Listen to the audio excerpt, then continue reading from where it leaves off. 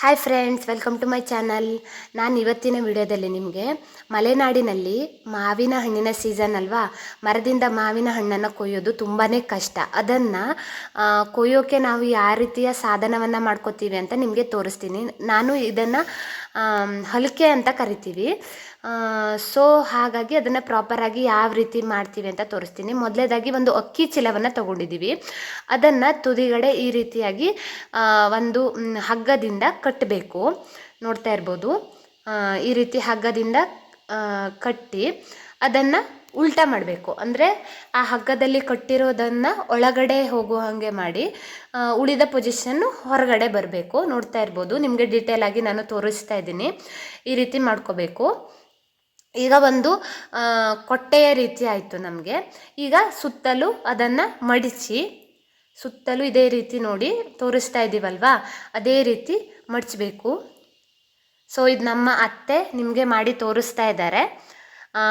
ನಿಮಗೆ ಇಂಟ್ರೆಸ್ಟ್ ಇದ್ದರೆ ಡೀಟೇಲಾಗಿ ನೋಡ್ಕೊಳ್ಳಿ. ನಾನು ಡೀಟೇಲಾಗಿ ಹಾಕ್ತಾ ಇದ್ದೀನಿ, ಯಾಕೆಂದರೆ ತುಂಬ ಜನರಿಗೆ ಇದ್ರ ಬಗ್ಗೆ ಇಂಟ್ರೆಸ್ಟ್ ಇರುತ್ತೆ, ಮತ್ತು ಕೆಲವೊಬ್ಬರಿಗೆ ಮಾಡೋಕ್ಕೆ ಗೊತ್ತಿಲ್ಲದೆ ಹೋದರೆ ಅವರು ಕೂಡ ಮನೆಯಲ್ಲಿ ಮಾಡ್ಕೊಳ್ಳಿ ಅನ್ನೋ ರೀಸನ್ಗೆ ನಾನು ಇದನ್ನು ಡೀಟೇಲಾಗಿ ಹಾಕ್ತಾ ಇದ್ದೀನಿ. ಹಾಗೆ ನಾವು ಒಂದು ತಂತಿಯನ್ನು ತೊಗೊಂಡಿದ್ದೀವಿ. ಈ ರೀತಿಯಾಗಿ ಒಂದು ತಂತಿಯನ್ನು ತಗೋಬೇಕು. ಸ್ವಲ್ಪ ಅಂದರೆ ಸಣ್ಣದಾಗಿರೋ ತಂತಿ ಆಗಿರೋದ್ರಿಂದ ಅದನ್ನು ಚೆನ್ನಾಗಿ 2 ಫೋಲ್ಡಲ್ಲಿ ಈ ರೀತಿಯಾಗಿ ಮಡ್ಚ್ಕೊಂಡು, ನೋಡ್ತಾ ಇರ್ಬೋದು, ರೌಂಡ್ ಶೇಪ್ ಬರಬೇಕು. ನಿಮಗೆ ಬೇಡದೇ ಇರುವಂಥ ಭಾಗವನ್ನು ಕಟ್ ಮಾಡ್ಕೊಳ್ಳಿ ಈ ರೀತಿಯಾಗಿ. ಈಗ ಒಂದು ಚೂರು ತಂತಿಯನ್ನು ತಗೊಂಡು ಅದನ್ನು ನಾವು ಮಡಚಿರುವಂತಹ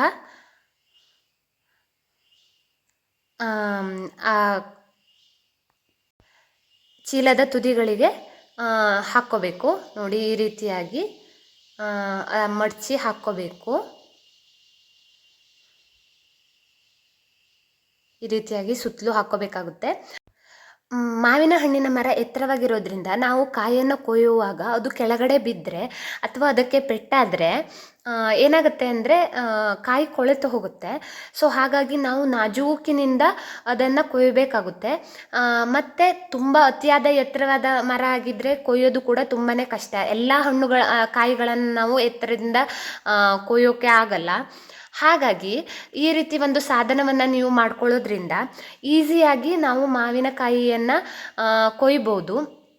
ಹಾಗೆ ಯಾವುದೇ ರೀತಿಯ ಪೆಟ್ಟು ಕೂಡ ಆಗಲ್ಲ. ಸೊ ಹಾಗಾಗಿ ನಾವು ಮಲೆನಾಡಿನ ಕಡೆ ನನಗೆ ಗೊತ್ತಿರೋ ಪ್ರಕಾರ ಎಲ್ಲರೂ ಪ್ರತಿಯೊಬ್ಬರ ಮನೆಯಲ್ಲೂ ಇರುತ್ತೆ. ಇದು ಮಾವಿನಕಾಯಿ ಅಂತ ಅಲ್ಲ, ಎತ್ತರವಾಗಿರುವಂತಹ ಅಥವಾ ಪೆಟ್ಟಾಗದೆ ನೀವು ಯಾವ ಕಾಯಿಯನ್ನು ಕೊಯ್ಯೋದಾದರೂ ಇದು ಯೂಸ್ ಆಗುತ್ತೆ. ಚಿಕ್ಕು ಕಾಯಿ ಆಗಿರ್ಬೋದು, ಅಥವಾ ಈ ಕಡೆ ಬೆಳೆಯುವಂತಹ ಇನ್ನಿತರ ನೆಲ್ಲಿಕಾಯಿ, ಹಾಗೆ ಬೇರ್ಹಲಸು, ಈ ರೀತಿದ ಯಾವುದೇ ಒಂದು ಕಾಯಿಯನ್ನು ಕೊಯ್ಯೋಕ್ಕೆ ತುಂಬಾ ಈಸಿ ಆಗುತ್ತೆ. ನೀವು ಒಂದು ಬಾರಿ ಮಾಡಿಕೊಂಡ್ರೆ ಕನಿಷ್ಠ ಅಂದರೂ ಒಂದು 4-5 ವರ್ಷಗಳ ಕಾಲ ಬರುತ್ತೆ, ಏನೂ ತೊಂದರೆ ಇಲ್ಲ. ಹಾಗೆ ಇದನ್ನು ಹಾಳಾಗೋದು ಇಲ್ವಲ್ಲ, ಹಾಗಾಗಿ ನೀವು ಯಾವಾಗ ಬೇಕೋ ಯಾವ ಸಮಯದಲ್ಲಿ ಬೇಕೋ ಯೂಸ್ ಮಾಡ್ಕೋಬೋದು. ಮಲೆನಾಡಿನ ಕಡೆ ಸರಿಸುಮಾರು ಎಲ್ಲರ ಮನೆಗಳಲ್ಲೂ ಇರುತ್ತೆ. ಇದನ್ನು ನಾವು ಕಲ್ಲಿ ಅಂತ ಕರಿತೀವಿ. ನೋಡ್ತಾ ಇರ್ಬೋದು, ಈಗ ಸುತ್ತಲೂ ತಂತಿಯನ್ನು ಹಾಕಿ ರೆಡಿ ಆಯಿತು. ಈಗ ಇದಕ್ಕೆ ನಾವು ಒಂದು ಕೋಲನ್ನು ಹಾಕ್ತಾ ಇದ್ದೀವಿ. ಆದರೆ ಆ ಕೋಲನ್ನು ಸ್ವಲ್ಪ ಮಧ್ಯದಲ್ಲಿ ಸೀಳ್ಕೊಂಡಿದ್ದೀವಿ. ನೋಡ್ತಾ ಇರ್ಬೋದು, ಇಷ್ಟುದ್ದ ಕೋಲನ್ನು ತಗೊಂಡಿದ್ದೀವಿ. ನೋಡಿ, ಇದನ್ನು ಮಧ್ಯ ಸ್ವಲ್ಪ ಭಾಗದಲ್ಲಿ ಸೀಳ್ಕೊಂಡಿದ್ದೀವಿ. ಈಗ ನೋಡ್ತಾ ಇರ್ಬೋದು, ಸಣ್ಣದಾದ ಒಂದು ರಂಧ್ರವನ್ನು ಮಾಡ್ಕೋಬೇಕು. ನೋಡ್ತಾ ಇರ್ಬೋದು, ಈ ರೀತಿಯಾಗಿ ಒಂದು ಸಣ್ಣದಾದ ರಂಧ್ರವನ್ನು ಮಾಡಿ ಆ ಕೋಲನ್ನು ಅದರೊಳಗೆ ಓಡಿಸ್ಬೇಕು. ನೋಡ್ತಾ ಇರ್ಬೋದು, ಆ ಕೋಲನ್ನು ಅದರೊಳಗೆ ಹಾಕಬೇಕು. ನೋಡಿ, ಈ ರೀತಿಯಾಗಿ ಹಾಕ್ಕೋಬೇಕು. ಅದನ್ನು ಸ್ವಲ್ಪ ಸಣ್ಣದಾಗಿ ಸೀಳ್ಕೊಂಡಿದ್ದೀವಿ ಮಧ್ಯ. ಸೊ ಅದನ್ನು ಸಪ್ರೇಟಾಗಿ ಈ ರೀತಿ ಹಾಕ್ಕೊಳ್ಳೋದ್ರಿಂದ ಅದು ಗಟ್ಟಿಯಾಗಿ ಕುಳಿತುಕೊಳ್ಳುತ್ತೆ. ನೀವು ನೋಡ್ತಾ ಇರ್ಬೋದು ಯಾವ ರೀತಿ ಹಾಕ್ತಾ ಇದ್ದೀವಿ ಅಂತ.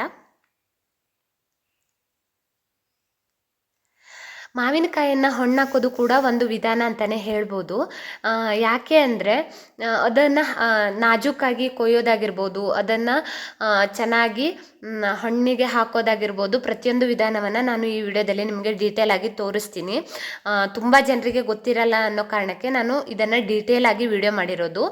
ಸೊ ಯಾವ ರೀತಿಯಾಗಿ ನಾವು ಪ್ರತಿಯೊಂದನ್ನು ಆ ಒಂದು ಮಾವಿನ ಸೀಸನ್ನಲ್ಲಿ ಹೇಗೆ ಮಾಡ್ತೀವಿ ಅಂತ ನಿಮಗೆ ಗೊತ್ತಾಗಲಿ ಅನ್ನೋ ಕಾರಣಕ್ಕೆ ನಾನು ನಿಮಗೆ ತೋರಿಸ್ತಾ ಇದ್ದೀನಿ. ನೋಡ್ತಾ ಇರ್ಬೋದು, ಈ ರೀತಿಯಾಗಿ ಕೋಲನ್ನು ನಾವು ಹಾಕ್ಕೊಂಡ್ವಿ. ಈಗ ಮತ್ತೆ ಕೆಳಗಡೆ ತುದಿಗೆ ತಂತಿಯನ್ನು ಕಟ್ಕೋಬೇಕು. ಯಾಕೆ ಅಂದರೆ ಅದು ಬೀಳಬಾರ್ದು ಅನ್ನೋ ರೀಸನಿಗೆ. ನೀವು ಕರೆಕ್ಟಾಗಿ ನೋಡ್ಕೊಳ್ತಾ ಹೋದರೆ ನಿಮಗೆ ಸರಿಯಾಗಿ ಗೊತ್ತಾಗುತ್ತೆ. ಇಲ್ಲಿ ತಂತಿಯನ್ನೇ ಯೂಸ್ ಮಾಡಿದ್ದೀವಿ. ಯಾಕೆ ಅಂದರೆ ಕರೆಕ್ಟಾಗಿ ಫಿಟ್ಟಾಗಿ ಕುತ್ಕೊಳ್ಳುತ್ತೆ ಅನ್ನೋ ರೀಸನ್ಗೆ.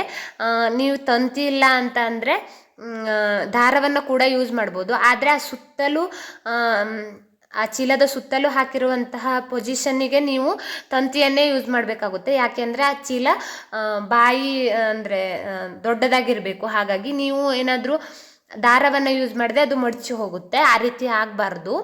ಆ ಕಾರಣಕ್ಕೋಸ್ಕರ ನೀವು ತಂತಿಯನ್ನೇ ಯೂಸ್ ಮಾಡಬೇಕಾಗುತ್ತೆ. ನೋಡ್ತಾ ಇರ್ಬೋದು, ಈ ರೀತಿಯಾಗಿ ತಂತಿಯಿಂದ ಚೆನ್ನಾಗಿ ಬಿಗಿಯಾಗಿ ಸುತ್ತಬೇಕು. ಹಾಗೆ ಈ ಕೆಳಗಡೆ ಚೀಲಗಳನ್ನು ಕೂಡ ಬಳಸ್ಬೋದು, ಅಥವಾ ಬಟ್ಟೆಗಳ ಚೀಲ, ಆನಂತರ ಯಾವುದಾದರೂ ಈಗ ನಾವು ಸೀರೆಗಳನ್ನು ತೆಗೆದುಕೊಂಡಾಗ ಚೀಲವನ್ನು ಕೊಡ್ತಾರೆ ನೋಡಿ, ಆ ಥರದ್ದು ಯಾವುದಾದ್ರೂ ಗಟ್ಟಿಯಾದಂತಹ ಚೀಲವನ್ನು ಕೂಡ ಬಳಸ್ಬೋದು. ಅಕ್ಕಿ ಚೀಲನೇ ಆಗಬೇಕು ಅಂತ ಏನೂ ಇಲ್ಲ. ಆದರೆ ಸ್ವಲ್ಪ ಮೀಡಿಯಮ್ ಸೈಜಲ್ಲಿ ಇರಬೇಕು, ತುಂಬ ದೊಡ್ಡದಾದರೆ ಕೂಡ ಬರಲ್ಲ.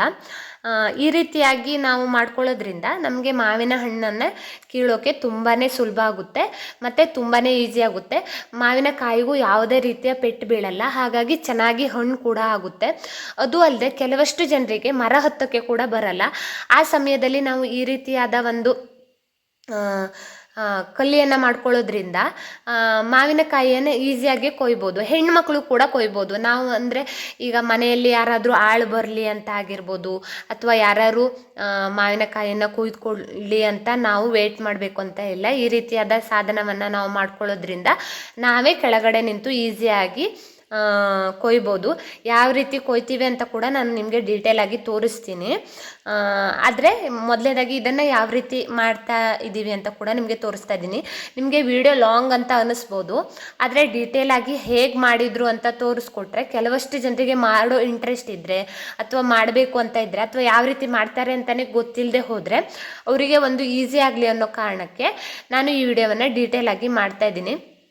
ನೋಡ್ತಾ ಇರ್ಬೋದು, ಇದು ಒಂದು ಕೋಲು. ಅದನ್ನು ನಾವು ಕ್ರಾಸಲ್ಲಿ ಈ ರೀತಿಯಾಗಿ ಹಾಕಿ ಕಟ್ತಾ ಇದ್ದೀವಿ. ಅದನ್ನು ಕೂಡ ತಂತಿಯಲ್ಲಿ ಬಿಗಿಯಾಗಿ ಕಟ್ಕೋಬೇಕು. ಅದನ್ನು ನಾವು ಕೊಕ್ಕೆ ಅಂತ ಕರಿತೀವಿ. ಈ ಕಡೆ ನೀವೇನಂತ ಕರಿತೀರಿ ಅಂತ ಕಮೆಂಟ್ ಮಾಡಿ. ಕೊಕ್ಕೆಯ ಆಕಾರಕ್ಕೆ ಒಳಗಡೆ ಕೊಟ್ಟೋದ್ರಿಂದ ಆ ಪೊಸಿಷನ್ನಲ್ಲಿ ನಾವು ಮಾವಿನಕಾಯಿಯನ್ನು ಕೊಯ್ಯೋಕ್ಕೆ ನಮಗೆ ಈಸಿ ಆಗುತ್ತೆ. ಕೊಯ್ದಾಗ ಈ ಚೀಲದಲ್ಲಿ ಬೀಳುತ್ತೆ. ಹಾಗಾಗಿ ಮಾವಿನಕಾಯಿಗೆ ಯಾವುದೇ ರೀತಿಯ ತೊಂದರೆ ಉಂಟಾಗಲ್ಲ. ಸೊ ಹಾಗಾಗಿ ನಾವು ಈ ರೀತಿಯ ಸಾಧನವನ್ನು ಮಾಡ್ಕೋತಾ ಇದ್ದೀವಿ. ನೋಡ್ತಾ ಇರ್ಬೋದು, ಈ ರೀತಿಯಾಗಿ ಗಟ್ಟಿಯಾಗಿ ತಂತಿಯಲ್ಲಿ ಚೆನ್ನಾಗಿ ಸುತ್ತಲೂ ಕಟ್ಕೋಬೇಕಾಗುತ್ತೆ. ಎಷ್ಟು ಬಿಗಿ ಆಗುತ್ತೋ ಅಷ್ಟು ಬಿಗಿ ಮಾಡ್ಕೊಳ್ಳಿ. ಯಾಕೆ ಅಂದರೆ ಅದು ಜಾರಿ ಹೋಗಬಾರ್ದು. ಮಾವಿನಕಾಯಿ ಬಿದ್ದಾಗ ಆ ತಂತಿ ಕಳಿಸಿ ಕೆಳಗೆ ಬಿದ್ದರೆ ಮತ್ತೆ ಮಾವಿನಕಾಯಿಗೆ ಪೆಟ್ಟಾಗುತ್ತೆ. ಹಾಗಾಗಿ ಬಿಗಿಯಾಗಿ ಕಟ್ಕೊಳ್ಳಿ. ನೋಡ್ತಾ ಇರ್ಬೋದು, ಈ ರೀತಿಯಾಗಿ ಮಾಡ್ಕೋಬೇಕಾಗುತ್ತೆ. ಈ ರೀತಿಯಾಗಿ ಪ್ರತಿಯೊಂದು ಕಡೆ ತಂತಿಯನ್ನು ಚೆನ್ನಾಗಿ ಸುತ್ಕೋಬೇಕು. ಅದರಲ್ಲೂ ನಾವು ಆ ಕೋಲನ್ನು ಸ್ವಲ್ಪ ಪ್ರಮಾಣದಲ್ಲಿ ಸೀಳಿ ರೆಡಿ ಮಾಡಿ ಇಟ್ಕೊತೀವಲ್ವ, ಆ ಜಾಗದಲ್ಲಿ ತಂತಿಯನ್ನು ಹಾಕಿ ಸುತ್ತೋದ್ರಿಂದ ಇನ್ನೂ ಗಟ್ಟಿಯಾಗಿ ಕುಳಿತುಕೊಳ್ಳುತ್ತೆ.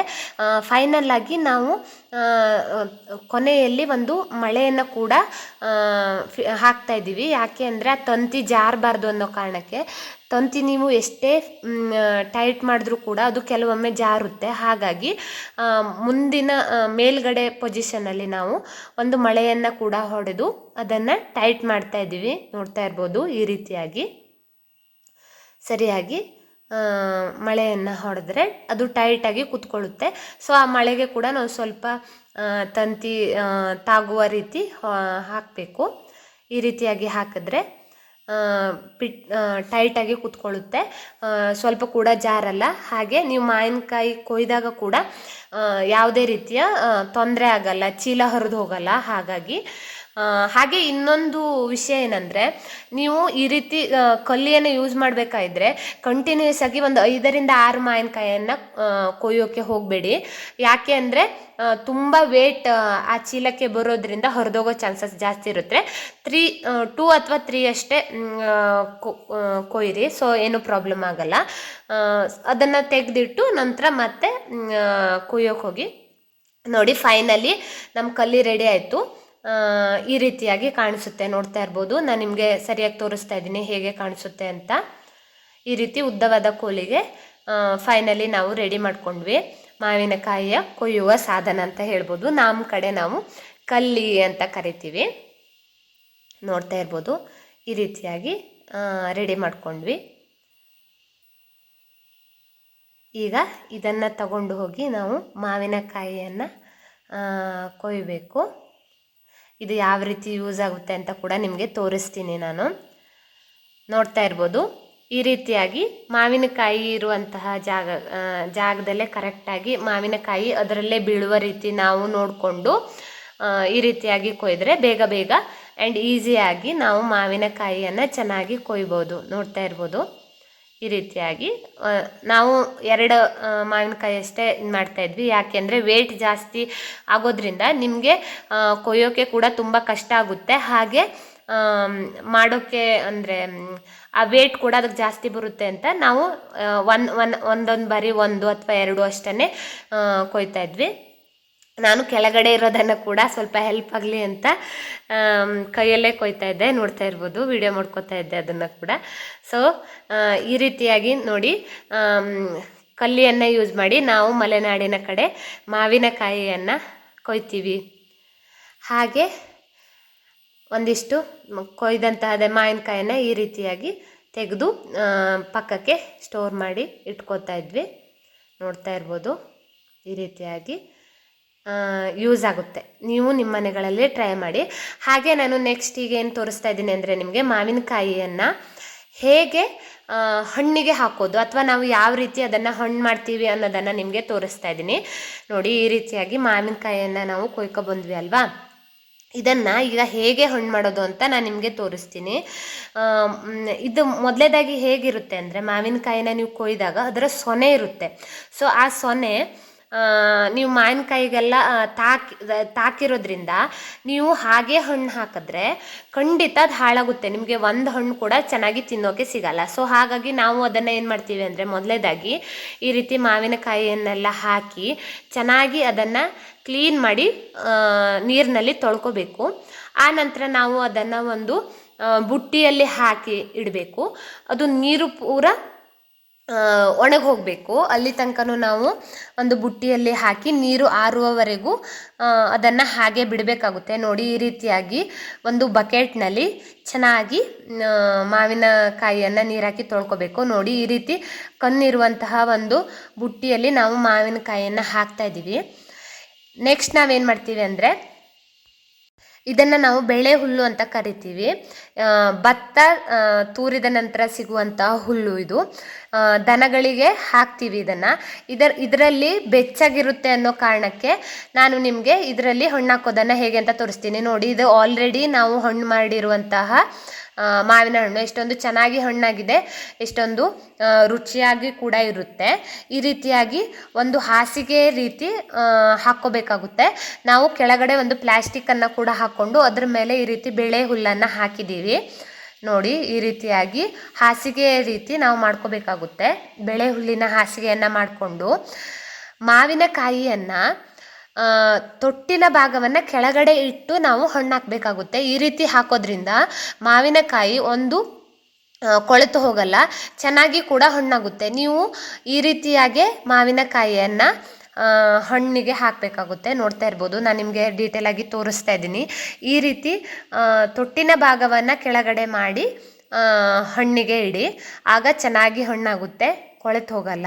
ನೋಡ್ತಾ ಇರ್ಬೋದು, ಈ ರೀತಿಯಾಗಿ ಒಂದೊಂದಾಗಿ ಇಡ್ತಾ ಇದ್ದೀನಿ. ಸ್ವಲ್ಪ ಟೈಮ್ ತಗೊಳುತ್ತೆ ಖಂಡಿತ, ಆದರೆ ಚೆನ್ನಾಗಿ ಹಣ್ಣಾಗುತ್ತೆ. ಹಾಗಾಗಿ ನೀವು ಇದೇ ಪೊಸಿಷನ್ನಲ್ಲಿ ಎಲ್ಲವನ್ನು ಇಡ್ತಾ ಬನ್ನಿ. ನಾನು ಕೂಡ ಅದೇ ರೀತಿಯೇ ಮಾಡ್ತಾಯಿದ್ದೀನಿ. ಈ ರೀತಿ ಮಾಡೋದ್ರಿಂದ ಚೆನ್ನಾಗಿ ಹಣ್ಣಾಗುತ್ತೆ. ಫೈನಲಿ ಎಲ್ಲವನ್ನು ಈ ರೀತಿಯಾಗಿ ಇಟ್ಟು ನಾನು ಹಣ್ಣಾಗಲಿ ಅಂತ ರೆಡಿ ಮಾಡಿಕೊಂಡೆ. ನೋಡ್ತಾ ಇರ್ಬೋದು, ಈ ರೀತಿಯಾಗಿ ಎಲ್ಲವನ್ನು ತೊಟ್ಟಿನ ಭಾಗವನ್ನು ಕೆಳಗಡೆ ಮಾಡಿನೇ ಇಟ್ಟಿದ್ದೀನಿ. ಈಗ ಅದರ ಮೇಲ್ಗಡೆ ನೀವು ಮತ್ತೆ ಬೆಳೆ ಹುಲ್ಲನ್ನು ಹಾಕಿ ಮುಚ್ಚಬೇಕಾಗುತ್ತೆ. ಈ ರೀತಿ ನಾವು ಬೆಚ್ಚಗೆ ಮಾಡೋದ್ರಿಂದ 2 ದಿನದಲ್ಲೇ ಹಣ್ಣಾಗುತ್ತೆ. ತುಂಬ ದಿನ ಟೈಮ್ ಕೂಡ ಬೇಕಾಗಲ್ಲ.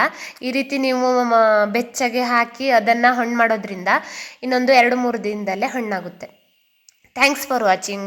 ನಿಮಗೆ ಇದೇ ರೀತಿಯ ಯೂಸ್ಫುಲ್ ವಿಡಿಯೋಗಳಿಗಾಗಿ ಅಡುಗೆ ವಿಡಿಯೋಗಳಾಗಿರ್ಬೋದು, ಹೀಗೆ ನನ್ನ ಚಾನಲಲ್ಲಿ ತುಂಬ ವಿಡಿಯೋಗಳಿದೆ. ನಿಮಗೆ ಇಷ್ಟ ಆದರೆ ಹೋಗಿ ನೋಡಿ ಬನ್ನಿ. ನಿಮಗೆ ಈ ವಿಡಿಯೋ ಇಷ್ಟ ಆದರೆ ಲೈಕ್ ಮಾಡಿ, ಕಮೆಂಟ್ ಮಾಡಿ, ಶೇರ್ ಮಾಡಿ. ಹಾಗೆ ನನ್ನ ಚಾನಲ್ಗೆ ಸಬ್ಸ್ಕ್ರೈಬ್ ಆಗಿ. ಇದೇ ರೀತಿ ನಿಮ್ಮ ಸಪೋರ್ಟ್ ಯಾವಾಗಲೂ ನನ್ನ ಮೇಲೆ ಇರಲಿ. Thanks for watching.